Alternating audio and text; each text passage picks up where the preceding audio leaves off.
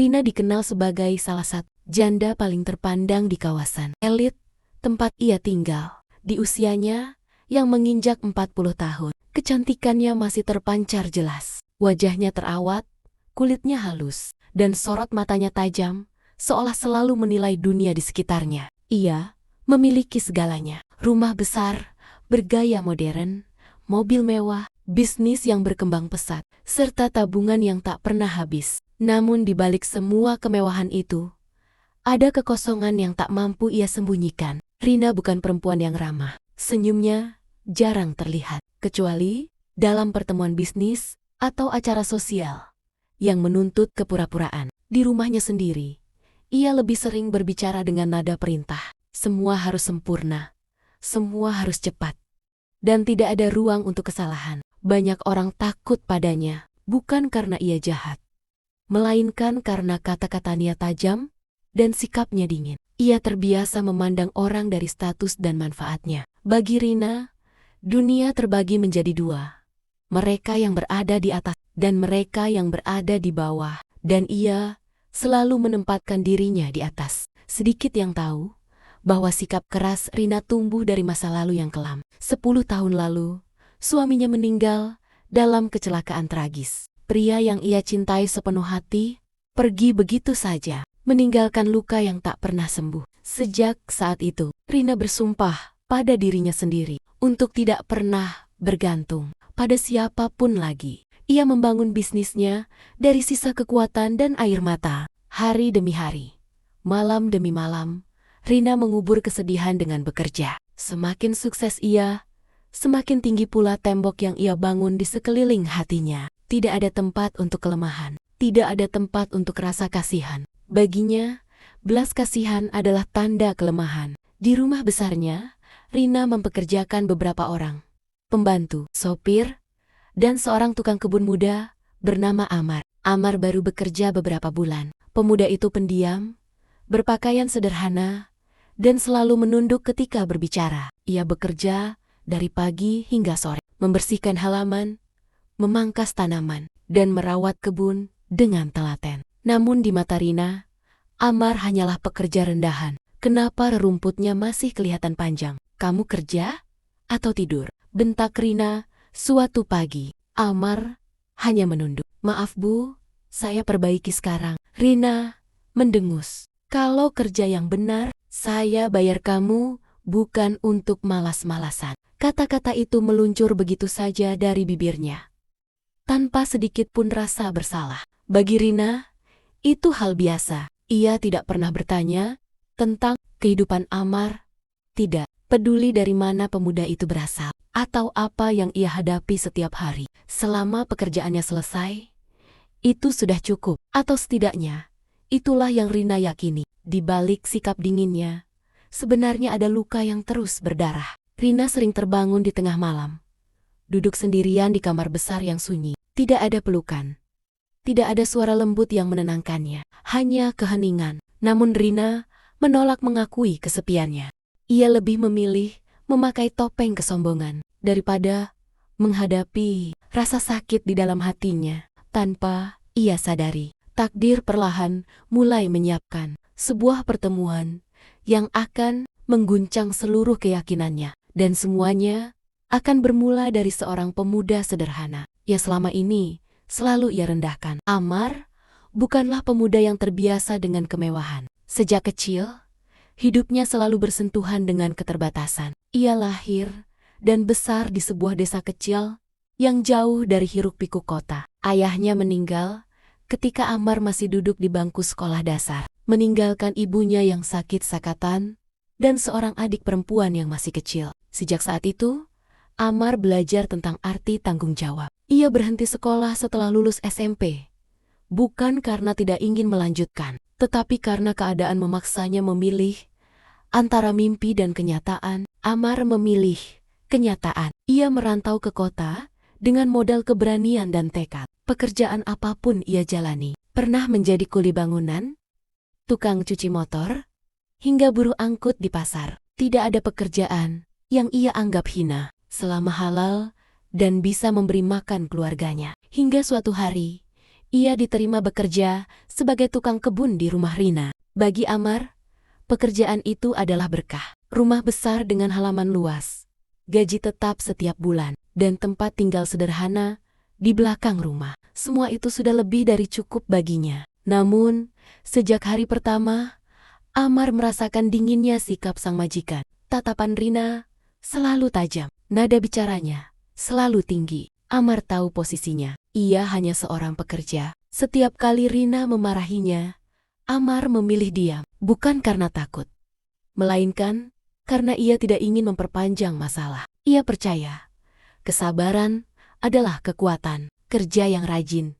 Nak, jangan pernah balas keburukan dengan keburukan. Pesan ibunya sebelum Amar berangkat merantau. Kata-kata itu selalu terngiang di kepalanya. Setiap pagi, Amar bangun sebelum matahari terbit. Ia menunaikan salat, lalu mulai bekerja. Ia menyiram tanaman satu persatu, memeriksa daun yang layu, memangkas ranting kering, dan membersihkan halaman dengan teliti. Baginya, kebun bukan sekadar tempat kerja. Itu adalah tempat ia menanam harapan. Di sela-sela kesibukan, Amar sering memperhatikan rumah besar itu dari kejauhan. Ia melihat Rina keluar masuk dengan pakaian mahal, sepatu mengkilap, dan mobil mewah. Dunia mereka sangat berbeda. Namun, Amar tidak pernah iri.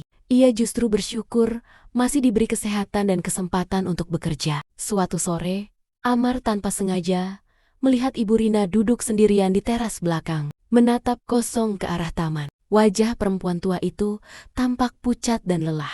Hati Amar tergerak. Ia hanya berdiri dari kejauhan, ragu untuk mendekat. Ia tahu, Rina tidak suka jika para pekerja terlalu banyak bertanya atau ikut campur. Namun, naluri kemanusiaannya lebih kuat. "Bu, apakah ibu baik-baik saja?" tanya Amar dengan suara pelan. Ibu Rina menoleh dan tersenyum tipis. "Tidak apa-apa, Nak. Hanya sedikit pusing." Sejak hari itu, Amar mulai memperhatikan kondisi Ibu Rina.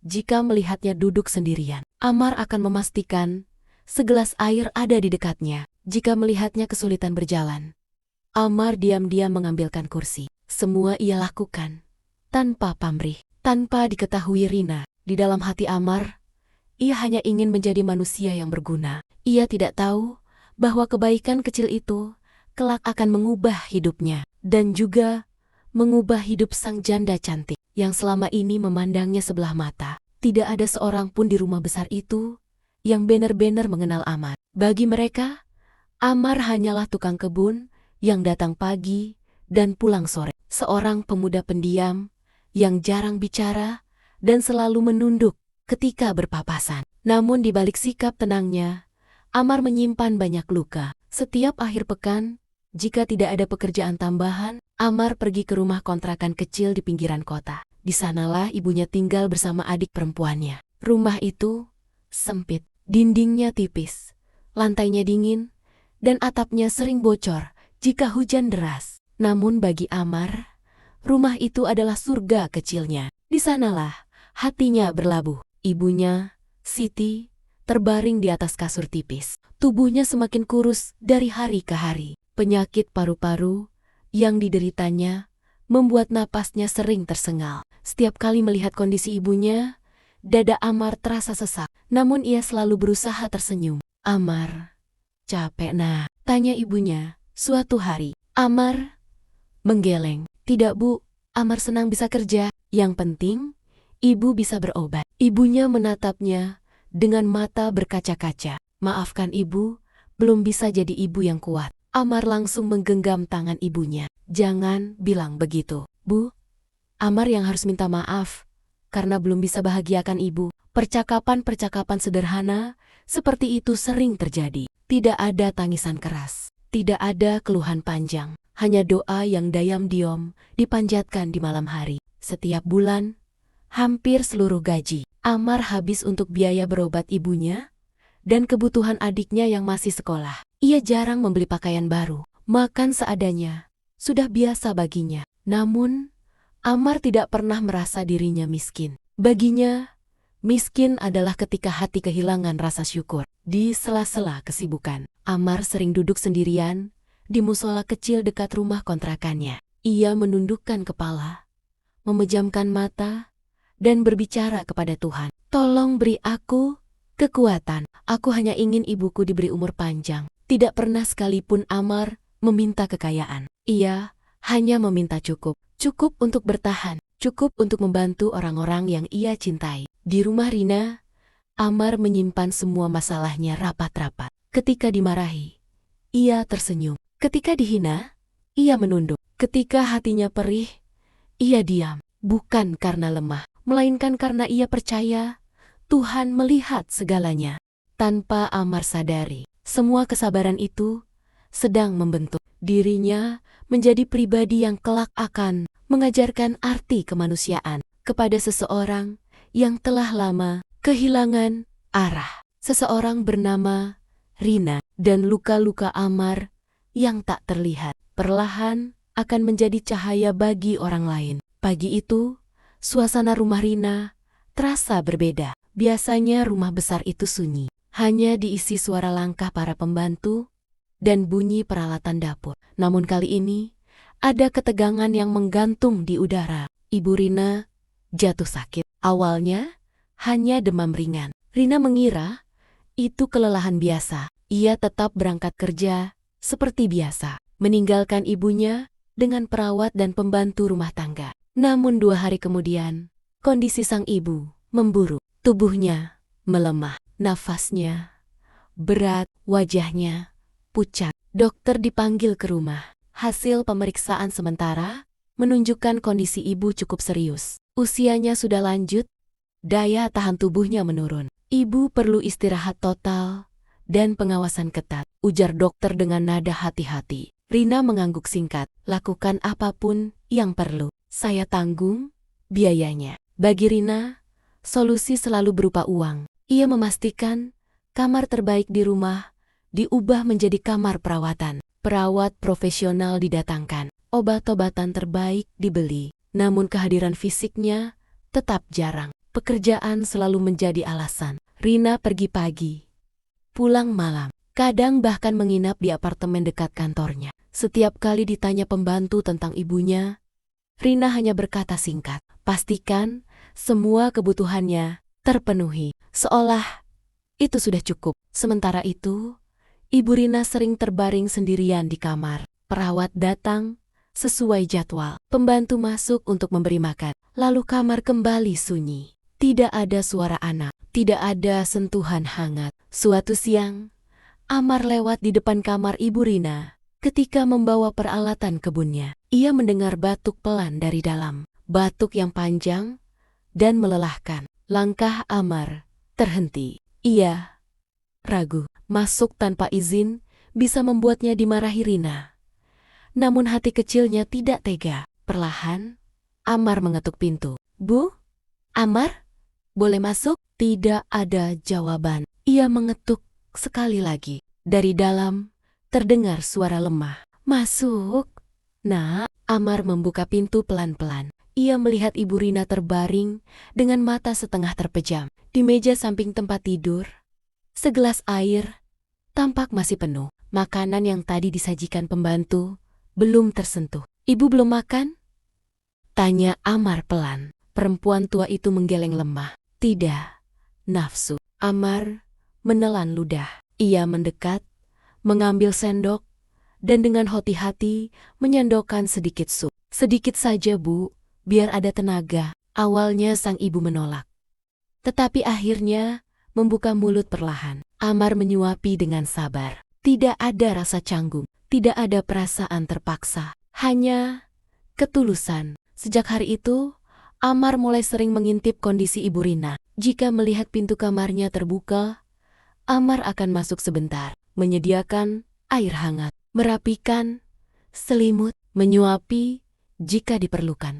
Semua dilakukan diam-diam. Ia tidak pernah berniat menggantikan posisi Rina. Ia hanya tidak ingin seorang ibu terbaring sendirian. Di dalam hatinya, Amar teringat ibunya sendiri. Ia tahu betul bagaimana rasanya melihat orang tua sakit dan tak berdaya. Dan tanpa ia sadari, langkah kecilnya itu sedang menyiapkan sebuah peristiwa besar. Sebuah kepulangan tak terduga. Sebuah tatapan yang kelak akan mengubah segalanya. Hari-hari berlalu dengan ritme yang sama. Rina tetap sibuk dengan dunianya. Rapat, proyek, pertemuan, dan perjalanan dinas. Sementara di rumah besar itu, kehidupan berjalan dalam kesunyian. Di balik pintu kamar Ibu Rina, sebuah kisah kecil sedang tumbuh. Setiap pagi, setelah menyelesaikan sebagian pekerjaannya di kebun, Amar menyempatkan diri melihat kondisi sang ibu. Ia tidak pernah lama-lama,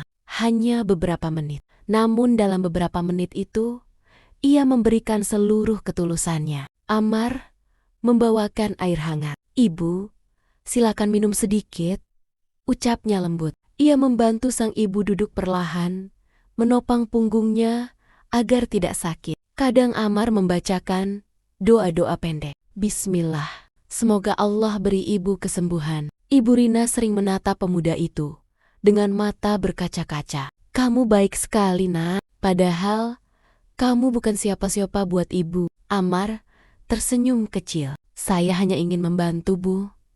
Ibu seperti ibu saya sendiri." Kalimat itu keluar begitu saja, jujur dari hati. Sejak saat itu, Ibu Rina mulai menunggu kehadiran Amar. Jika hari terasa panjang, ia akan bertanya pada perawat, "Amar, sudah lewat?" Nama itu mulai sering terucap dari bibirnya. Amar juga memperhatikan hal-hal kecil. Ia tahu obat mana yang membuat Ibu Rina mual. Ia tahu posisi tidur mana yang membuat napas sang ibu lebih lega. Ia tahu kapan sang ibu ingin berbicara dan kapan hanya ingin ditemani dalam diam. Tidak ada yang mengajarinya. Pengalaman merawat ibunya sendiri telah membentuk nalurinya. Suatu sore, hujan turun deras. Listrik sempat mati beberapa menit. Kamar Ibu Rina gelap. Amar yang sedang berada di gudang langsung berlari ke kamar itu dengan membawa lilin. Ia duduk di samping tempat tidur. "Jangan takut, Bu. Saya di sini." Ibu Rina menggenggam tangan Amar. Tangannya dingin, getarannya halus. "Terima kasih, Nak. Kalau saja anak saya bisa sesering kamu menemani ibu." Kalimat itu menggantung di udara. Amar terdiam. Ia tidak berani menanggapi. Namun di dalam hatinya ada rasa perih. Ia tahu Rina sebenarnya tidak jahat, hanya tersesat dalam kesibukan dan luka masa lalu. Amar tidak pernah menceritakan semua yang ia lakukan kepada siapapun. Tidak kepada pembantu, tidak kepada perawat, apalagi kepada Rina. Baginya, kebaikan tidak perlu disaksikan, cukup Tuhan yang tahu. Tanpa Amar sadari, setiap doa yang ia lantunkan di kamar itu sedang disimpan oleh semesta, menunggu waktu yang tepat untuk memperlihatkan kebenaran. Dan waktu itu sudah semakin dekat. Hari itu, hujan turun sejak pagi. Langit kelabu seolah menutupi matahari, membuat suasana kota terasa lebih dingin dari biasanya. Rina baru saja keluar dari ruang rapat ketika ponselnya bergetar. Proyek besar yang ia tangani mendadak ditunda. Semua agenda sore dibatalkan. Untuk pertama kalinya setelah sekian lama, Rina pulang lebih cepat. Di dalam mobil, ia menatap keluar jendela tanpa ekspresi. Entah mengapa, dadanya terasa sedikit sesak. Ada perasaan aneh yang tidak bisa ia jelaskan. Sesampainya di rumah, suasana terasa lebih sepi dari biasanya. Rina melangkah masuk, melepaskan sepatu, lalu berjalan menuju kamar ibunya. Ia ingin memastikan kondisi sang ibu, namun langkahnya terhenti di depan pintu kamar. Pintu itu sedikit terbuka. Dari celah pintu, Rina melihat sesuatu yang membuatnya terpaku. Amar, pemuda tukang kebun itu, duduk di samping tempat tidur ibunya. Di tangannya ada mangkuk kecil dan sendok. "Ibu, makan sedikit lagi ya, biar ada tenaga," ucap Amar lembut. Rina terdiam. Ia belum pernah mendengar Amar berbicara selembut itu. Amar menyuapi ibunya dengan hati-hati. Setelah itu, ia mengelap sudut bibir sang ibu dengan tisu. Lalu, Amar mengambil segelas air. "Minum pelan-pelan, Bu." Ibu Rina tersenyum lemah. "Kamu selalu sabar, Nak. Semoga Allah membalas semua kebaikanmu." Amar menggeleng pelan. "Saya tidak mengharapkan apa-apa, Bu. Saya hanya ingin ibu sehat. Rina merasakan tenggorokannya tercekat. Ia berdiri kaku di balik pintu. Matanya menyaksikan semua. Amar membantu ibunya merapikan bantal, menarik selimut hingga menutup dada sang ibu. Lalu duduk di lantai sambil menunduk. Ia mengangkat kedua tangannya. Ya Allah, tolong sembuhkan ibu ini. Beri beliau kekuatan.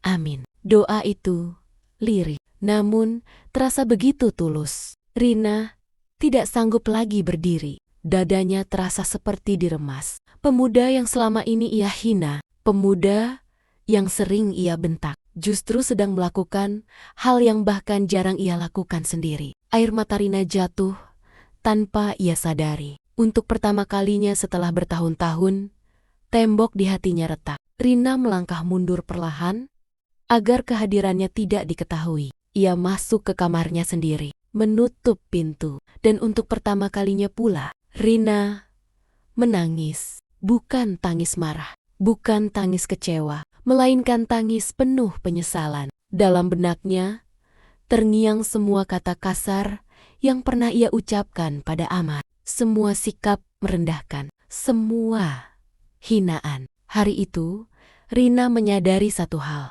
Ia selama ini menilai manusia dengan harta, padahal yang seharusnya dinilai adalah hati. Dan sejak hari itu, Rina tahu hidupnya tidak akan pernah sama lagi.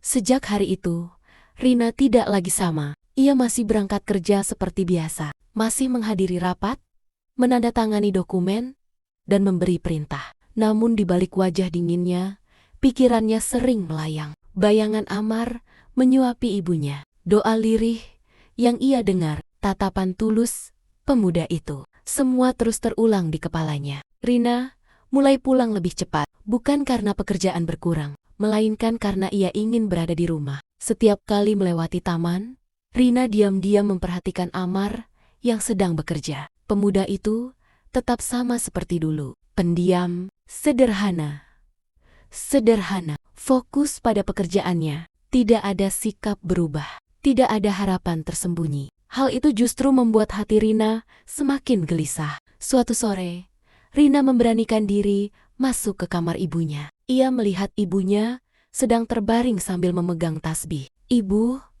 panggil Rina pelan. Sang ibu menoleh dan tersenyum tipis. "Kamu pulang lebih awal, Rin." Rina duduk di tepi tempat tidur. "Bagaimana kondisi ibu hari ini?" "Alhamdulillah, lebih enak." Rina terdiam sejenak. "Ibu, selama ini siapa yang sering menemani ibu di rumah?" Sang ibu menatap Rina lekat-lekat. "Kamu pasti sudah tahu jawabannya." Rina menunduk. "Amar sering kesini, menyuapi, membacakan doa, menemani ibu bicara. Dia anak yang sangat baik." Dada Rina kembali terasa sesak. "Kenapa ibu tidak pernah bilang?" Sang ibu tersenyum lembut. "Ibu pikir kamu sudah terlalu lelah dengan pekerjaanmu. Ibu tidak ingin menambah beban." Rina menggenggam tangan ibunya. "Maafkan Rina, Bu." Air mata menetes di pipinya. Sejak percakapan itu, Rina mulai mengubah sikapnya. Ia tidak lagi membentak Amar. Jika ada pekerjaan yang kurang rapi, ia menegur dengan nada datar. Bahkan kadang memberi arahan dengan sabar. "Amar, tolong potong bunga mawar yang di depan rumah, ya." Amar terkejut. Namun, ia tetap menunduk sopan. "Baik, Bu." Perubahan kecil itu terasa besar bagi Rina. Namun perubahan terbesar terjadi di dalam hatinya. Setiap kali melihat Amar, Rina merasakan sesuatu yang asing. Bukan iba, bukan kasihan, melainkan ketenangan. Hati Rina yang selama ini keras, perlahan mulai melunak. Ia mulai bertanya pada dirinya sendiri, mengapa pemuda sederhana ini bisa begitu tulus? Mengapa kehadirannya terasa menenangkan? Rina tidak berani menjawab pertanyaan itu. Ia takut pada perasaan yang mulai tumbuh. Namun semakin ia mencoba mengabaikannya, semakin kuat getaran itu terasa. Hati Rina perlahan mulai jatuh, dan ia belum siap mengakuinya. Sore itu, langit tampak cerah setelah beberapa hari hujan turun tanpa henti. Rina berdiri di balkon kamarnya, menatap taman di bawah. Ia melihat Amar sedang menyapu daun kering. Seperti biasa, tenang, sederhana. sederhana, tanpa banyak bicara. Namun bagi Rina, pemandangan itu kini terasa berbeda. Ada beban besar di dadanya. Beban bernama penyesalan. Rina tahu, ia tidak bisa terus memendam semuanya. Hari itu, ia harus bicara. Rina turun ke taman. Langkahnya pelan, tetapi mantap. Amar, pemuda itu langsung menghentikan pekerjaannya. Ia menunduk. Iya, Bu. Rina menarik napas dalam-dalam. Amar, saya ingin bicara. Amar tampak gugup. Baik, Bu. Mereka berdiri berhadapan. Angin berhembus pelan, membuat dedaunan bergoyang. Beberapa detik terasa sangat panjang. Rina menundukkan kepalanya. Sebuah hal yang tidak pernah ia lakukan sebelumnya. Amar, selama ini saya banyak salah sama kamu. Amar terkejut. Ia mengangkat sedikit kepalanya, namun tetap tidak berani menatap langsung. Saya sering bicara kasar, merendahkan kamu, menganggap kamu tidak berarti. Suara Rina bergetar. Padahal kamu justru melakukan hal yang bahkan tidak bisa saya lakukan sebagai anak. Amar terdiam. Rina mengangkat wajahnya. Matanya berkaca-kaca. Saya minta maaf, Amar. Dari hati saya yang paling dalam. Kata-kata itu akhirnya keluar. Bukan sebagai majikan, bukan sebagai orang kaya, melainkan sebagai manusia. Amar menelan ludah. Ia diam cukup lama. Lalu perlahan, ia tersenyum kecil. Bu, saya tidak pernah menyimpan dendam. Rina tertegun. Saya bekerja di sini untuk mencari nafkah. Kalau saya dimarahi, saya anggap itu bagian dari ujian. Ia menunduk lagi. Saya memaafkan ibu. Ikhlas. Air mata Rina jatuh.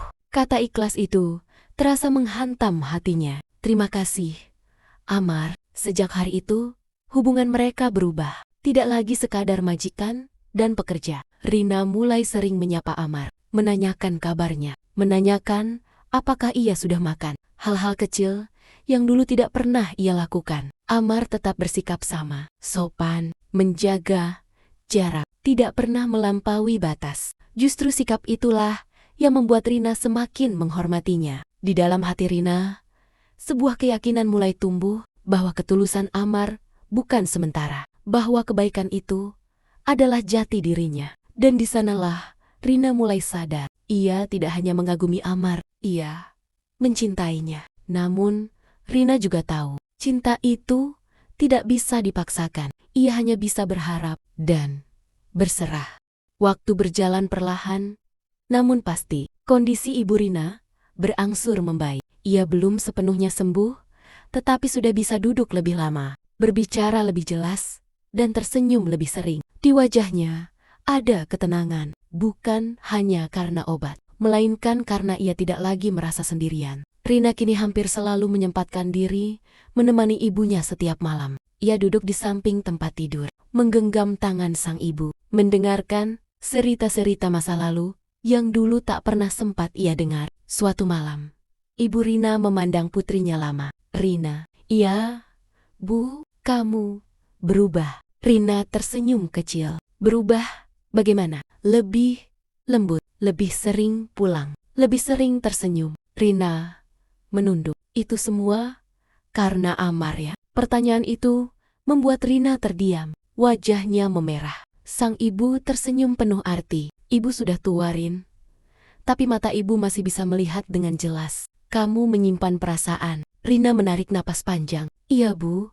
Rina mencintai Amar. Kalimat itu akhirnya terucap. Tidak ada lagi penyangkalan. Sang ibu menggenggam tangan Rina erat. Kalau begitu, jangan biarkan gengsi dan masa lalu menghalangi kebahagiaanmu. Air mata Rina menetes. Apakah ibu setuju? Sang ibu tersenyum. Ibu justru berdoa agar kamu berjodoh dengannya. Dia laki-laki baik, tulus. Ibu ridho. Dengan restu itu, Rina memberanikan diri berbicara kepada Amar. Ia memanggil Amar ke ruang tamu. Amar duduk di ujung sofa. Gugup. Amar, saya ingin jujur. Amar menunduk. Saya mencintai kamu. Hening. Jantung Amar berdegup kencang. Saya tahu posisi kita berbeda. Saya lebih tua. Saya majikan kamu. Tapi perasaan ini nyata. Amar mengangkat kepalanya. Matanya berkaca-kaca. Bu Rina, saya hanyalah orang biasa. Rina tersenyum lembut. Itulah yang membuat saya jatuh cinta. Kamu manusia yang utuh, bukan dinilai dari harta. Amar terdiam lama, lalu ia berkata lirih. Kalau Ibu Rina bersedia menerima saya apa adanya, saya siap bertanggung jawab. Saya ingin menikahi Ibu Rina. Tangis Rina pecah, bukan karena sedih, melainkan karena bahagia. Beberapa bulan kemudian, akad nikah sederhana digelar di rumah itu. Tidak ada pesta mewah, tidak ada kemewahan berlebihan, hanya keluarga, doa, dan keikhlasan. Rina mengenakan kebaya sederhana. Amar mengenakan setelan putih.